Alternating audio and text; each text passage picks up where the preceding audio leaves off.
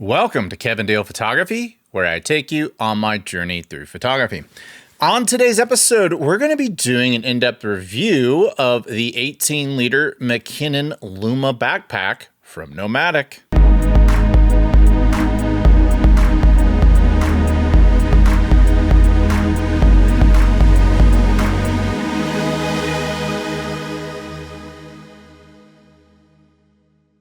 I'm pleased to announce the release of my Capture One and Lightroom presets, Metamorphic Portraits, The Sound of Silver, and Rangefinder. These are all available for purchase at my website. Go to kevindalephotography.com or check out a link in the description below. And now, on to today's episode.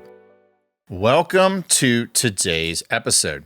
If you're not familiar with Kevin Dale Photography, we do gear reviews, tips, techniques, and tutorials, and sometimes we dive into film. If any of that sounds appealing to you, click the subscribe button below. So if you're a regular viewer of this channel, you may have stumbled upon my playlists. I have an everything Canon, everything Fuji, everything lights. I have a lot of different types of playlists, and now I have a new playlist because I've compiled enough of these types of reviews. I'm now doing a bags and everything bags playlist. So if you are watching today's review and you're wondering how this bag might stack up against other bags, check out the playlist, Everything Bags. I'll leave a link in the description below, and I'll also put it as my end card for this episode. So, if there's one thing that I am like a squirrel about, it's trying to decide on a bag. If you watch this channel, I'm always very opinionated about my cameras, my lenses, and it's taken me a really long time in order to figure out what I want in a bag. Also, as somebody who runs a photography YouTube channel and shoots on several different camera systems, the number one important thing to me is staying organized. And now, all of a sudden, having the right bag for the job becomes incredibly important. So, I've been putting a lot of thought into things, and over time, I have finally created a bag for each camera system. At the WPPI show earlier this year, I went by the Nomatic booth, and Angel was super awesome. He helped me get into a lot of different bags, and one of the bags that I decided to get into for one of my systems was this new, at the time, McKinnon Luma 18-liter bag. Now, this is in the color Rust. I call this burnt orange because if you live in Austin, we have University of Texas, and they are burnt orange. So you'll call it Rust, I'll call it burnt orange. They also have it come in other colors as well. Like all Nomatic bags, there are little compartments everywhere. It seems like there's a lot of attention to detail. And of course, having the name Peter McKinnon on it doesn't hurt. I personally don't care if a celebrity, or at least in the photography world, a celebrity's name is on the side. I actually own another Peter McKinnon bag as well from Nomatic, but if they didn't have his name on them, I'd still own them because they're just good bags. I don't really care if they have his name. The reason why I got this bag, and I should be very clear that I bought this bag with my own money. Nomatic did not give me this bag to review, so this is from the standpoint of someone who spent his own money.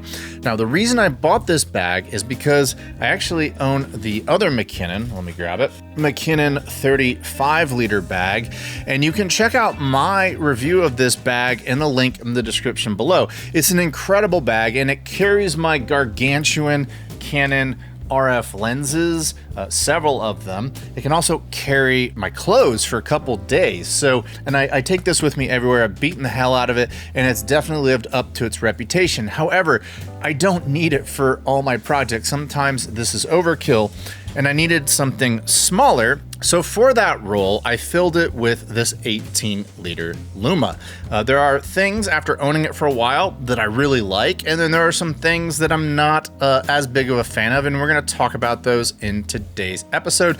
But first, let's go over the specs. The Nomatic Luma 18-liter Peter McKinnon backpack is a new backpack line from the world of Nomatic. It's the largest of the three models of the Luma line, which come in at 9, 12, and 18 liters. The exterior materials consist of 900D poly-ox, nylon webbing, and YKK zippers. The interior materials consist of Nylex, compression molded EVA dividers, and Darlington mesh. It comes in 3 colors: stone, sage, black, and rust. It can fit cameras with a body height of 4.5 inches or below, and it can fit a lens with a 7-inch or shorter length when attached to a camera. Its dimensions are 18 inches high by 11.5 inches wide by 7 inches deep. It comes in at a weight of 2.6 pounds, and it comes in at a street price of $220 US. So now that you've seen those specs, let's talk about what I like and don't like about this bag. It's a long-term review, so it's not me like discovering things about it. It's more of a reflection of me using it for almost a year and giving you my unbiased opinion. So let's talk about it. It's a 18-liter bag. It's made from some pretty durable materials, and yes, mine is dirty because I actually use the products that I test on this channel. I actually integrate them into my workflow, and if I don't feel like I can work it into my workflow, I don't review it, or I sell it off, or I give it a bad review. One of those 3. So it does get dirty, and I might as well just show you right here. There's some areas where you can hook things through these little compartments, and it's white, which this is cool because it reflects, so that's a pro. So if you're wearing this in the middle of the night, this is actually going to reflect back on like a car, but it's also made of a lighter material, so you can see that it's kind of dirty. It's definitely grimy, for sure.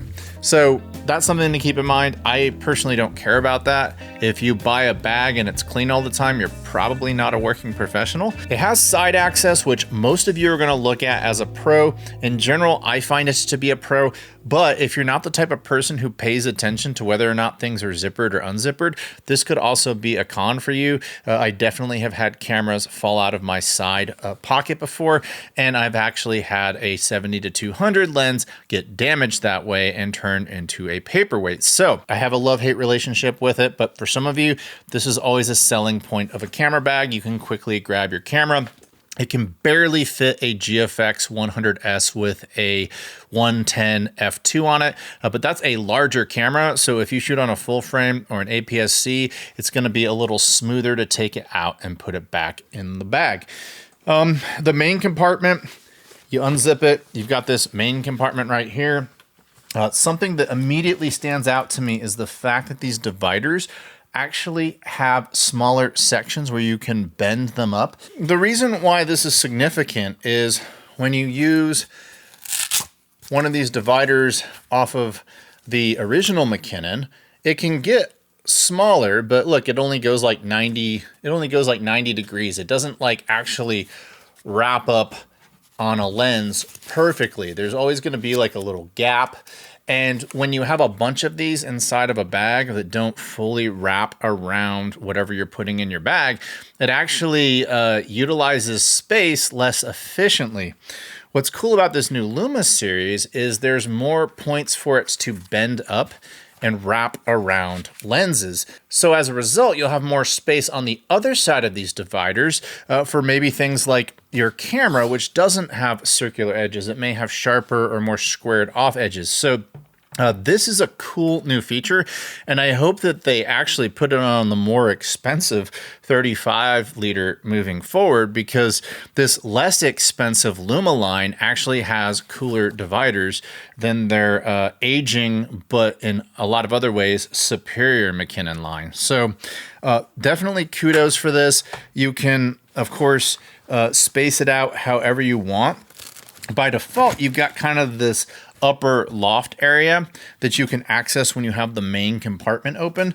And then you can also access it from this other side right here. So there's 2 ways to get to this upper deck, which is really cool. Now, what do I keep in the upper deck? I will usually keep a little organizer bag that keeps my cables, my cards, and maybe some extra batteries in there. And then I'll also keep like a small tripod stand. So I record a lot of B-roll because I obviously have a YouTube channel. So All of my accessories and secondary stuff tends to stay in this upper area. Also right behind it, you've got this little pouch right here that unzips, and you can put your keys, you can put your wallet or anything that you need to access quickly, maybe in a hurry, and you don't want to dig through your bag. I put that right there.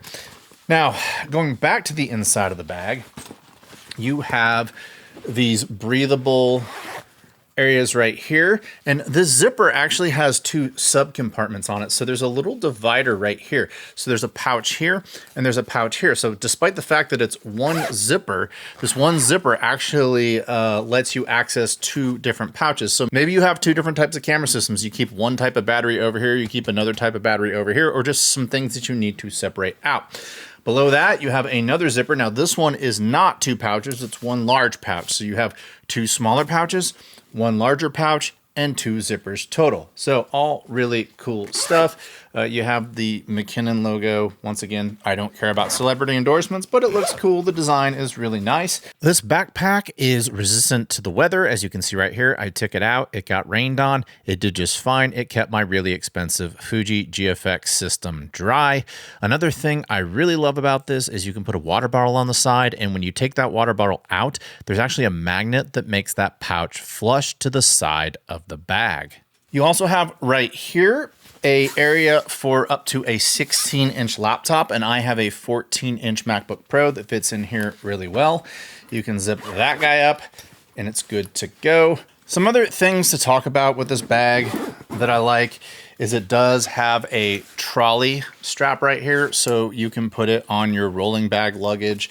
You also have a breathable area right here, so if it's the middle of the summer, it's July, you've got this backpack on, you do have some areas for some airflow to go through and some extra cushioning, which is quite nice. You also have a chest strap up here, which is nice. You have little loops just everywhere where you can hook things through. One thing I do want to talk about that I didn't like about it is it came with some sort of an accessory that hooks through these guys right here that helps you secure down a tripod. Unfortunately, it's kind of loose and I lost it, and I tried to keep track of it. Like every time I went out, I tried to figure out its whereabouts, and unfortunately, I don't know where it is now. So I wish there was a way that Nomatic had left that attached, but that little device helps you secure down a tripod, which it's a cool device. It's just really easy to lose, and I lost mine. There's not a whole heck of a lot to the backpack. Everything's comfortable. I find that the center of gravity on it is really good, which is something that, of course, is important to me on backpacks. $220, I think, is the street price on this right now. Is that a bit high? I would say that you can absolutely find backpacks with similar features to this for $220 and probably half the price. However, I've never had a Nomatic product fall apart. I have the 35-liter bag. I have one of their to-go bags. I have two of their shoulder strap bags or slings. And then I have this bag right here. So I have several Nomatic bags, and I haven't had a single issue with any of them.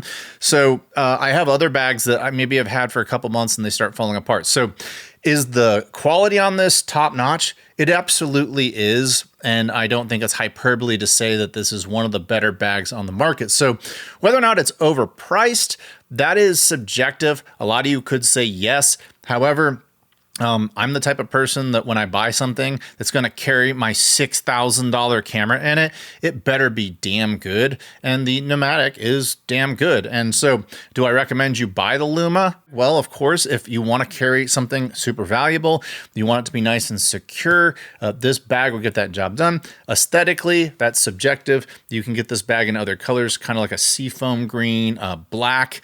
And so you don't have to get it in this color, but I thought it looked kind of cool in this burnt orange, or rust as they call it. So yeah, I'll leave a link in the description below if you want to get this bag, but I find that this is probably one of the best products I've reviewed this year. I find it super convenient. The materials are robust. It's a comfortable carry, and I absolutely trust it to carry, a $10,000 camera rig with a camera and several lenses and maybe a drone and other very delicate things that I don't want falling on the concrete. So Buy with confidence. This bag rules. Nomatic is an awesome company based in Utah. Really good guys, and just something to think about.